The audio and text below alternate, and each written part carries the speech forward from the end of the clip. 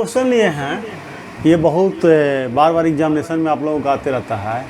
कि यदि किसी two dimensional figure, two dimensional कहने का मतलब है कि आयत है, वर्ग है, चतुर्भुज है, त्रिभुज है, टू डायमेंशनल फिगर में उसकी लंबाई में x% की वृद्धि करते हैं, चौड़ाई में भी x% की वृद्धि करते हैं, तो उसकी क्षेत्रफल में कितना प्रतिशत की वृद्धि होगी। तो उस केस में चूँकि दोनों में वृद्धि हो रहा है तो x प्लस y प्लस दोनों का प्रोडक्ट x y का प्रोडक्ट बटा 100% का वृद्धि होगा। अगर इस केस में एक के में वृद्धि हो रही है, मान लो x% का वृद्धि हो रही है और y% में हानि करें, घटा रहे हैं उसको हम लोग, y% चौड़ाई को घटा रहे हैं, तो उस केस में जो प्लस है, वृद्धि है, तो x प्लस लेंगे, y माइनस लेंगे और दोनों का प्रोडक्ट एक प्लस एक माइनस में दोनों का प्रोडक्ट नेगेटिव होगा बटा 100% का वृद्धि या हानि होगा, जो भी माइनस प्लस में आएगा। अगर दोनों केस में निगेटिव आता है कि लंबाई भी x% की कमी कर देते हैं और चौड़ाई भी 1% की कमी कर सकते हैं, तो उसकी क्षेत्रफल में कितना प्रतिशत की कमी होगी। तो वो चूँकि दोनों निगेटिव है, x भी आपका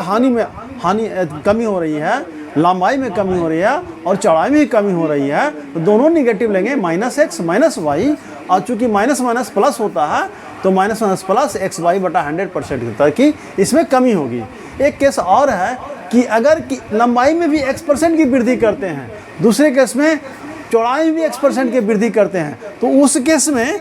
एक में वृद्धि प्लस दूसरे में माइनस और दोनों का प्रोडक्ट इतना हो गया। फाइनली आता है -x² बटा 100% की। इसमें सबसे ज़्यादा क्वेश्चन इसी से आता है कि अगर लंबाई में x% की